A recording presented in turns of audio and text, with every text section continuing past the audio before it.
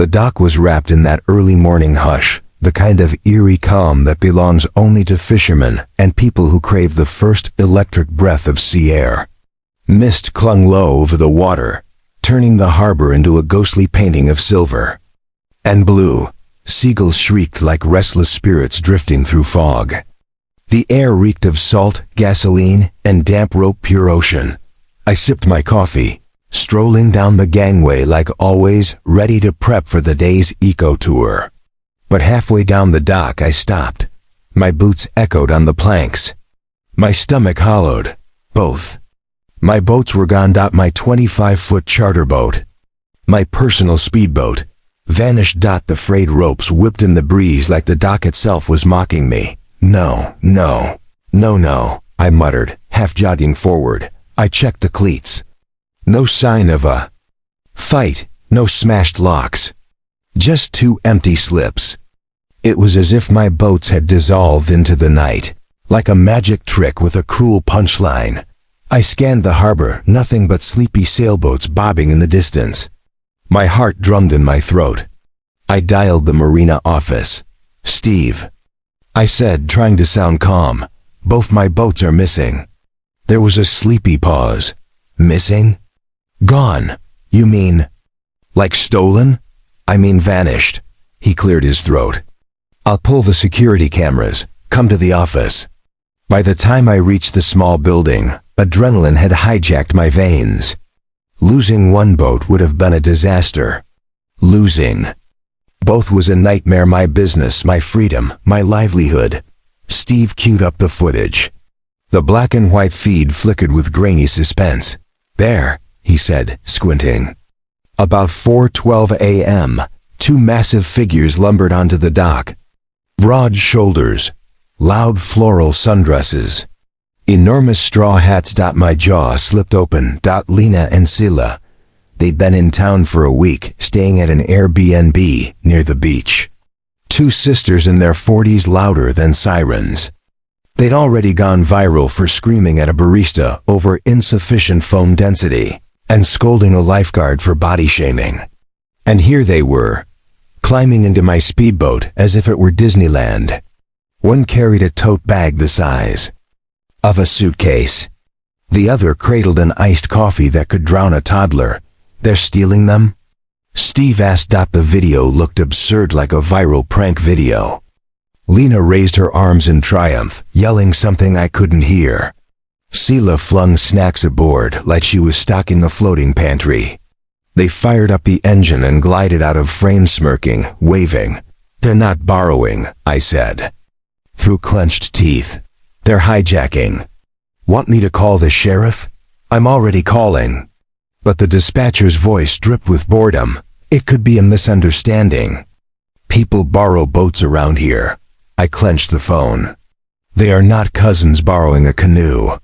They are strangers stealing thousands in equipment." "Sir, unless it's an emergency." I hung up. Next, I called the Airbnb host. "They checked out last night," she said. "Said they were going on a sunrise cruise." I nearly threw my phone in the harbor. Then it buzzed a Facebook notification. A friend had tagged me in a live video. I opened it. Lena and Sila were drifting in open water, grinning like royalty. "Y'all, we are living our best lives." Lena crowed in a fake southern accent. "Ain't nobody stopping the viral Karen cruise." Sila raised her iced coffee. "Freedom tastes like adventure." The comments were instant.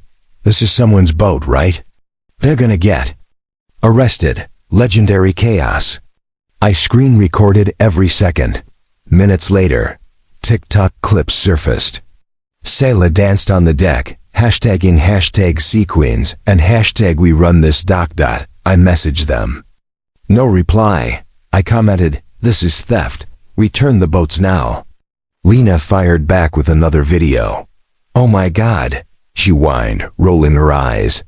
"Some random dude is blowing up our inbox because he didn't lock his boats." Sila giggled. "We're making your brand go viral. You should thank us."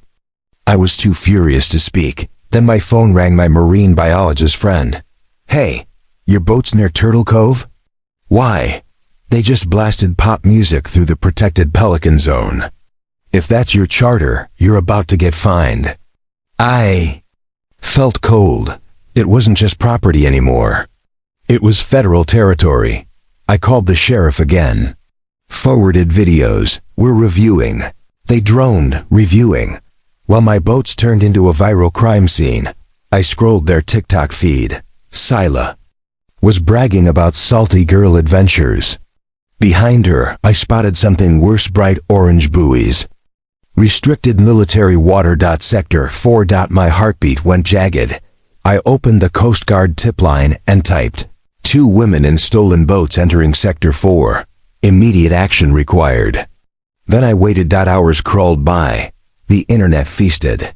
Hashtags erupted. Hashtag Karen Cruise. Hashtag Justice Floats. Hashtag Coast Guard vs Karen.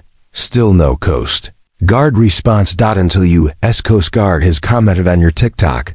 We are aware. Monitoring. 3 words. Instant wildfire. My phone erupted with pings. Meanwhile, the sisters kept broadcasting. Lena screamed as her hat flew into the water. Sila shouted about a shark, probably a buoy. Then came the sirens. Low, bellowing horns slicing the waves. I raised binoculars. A Coast Guard cutter emerged, gray, sharp, unstoppable. Panic exploded on the boats. Sila tried to restart the engine. Lena dumped her tote bag overboard. This is discrimination against women of size. She shrieked. The cutter didn't flinch. This is the United States Coast Guard. Cut your engine and prepare for boarding. Sila leaped into the water. Like a viral blooper in real time. An officer fished her out without blinking. Another cuffed Lena as she howled about Instagram rights. In that moment, justice was louder than any viral video. They secured my boats, towed them back like defeated parade floats. By afternoon, local news called, 2 sisters steal boats, sail into restricted water, and get owned by the Coast Guard. Clips hit every feed. When you want adventure, Lena had bragged. Now she was a meme caption. The judge didn't smile when he sentenced them 60 days in jail. Massive fines, community service cleaning docks. When it was over, I stood on my dock, breathing salt air. My boats were battered but back. And the sisters? Their social accounts vanished. Sponsorships evaporated. Their names became a punchline. One afternoon, I got a letter. Sorry about the boat thing. We were just trying to have fun. Hope this helps. Inside was a crumpled gift card to a seafood chain. I shook my head, tucked it away. The sea doesn't care about apologies.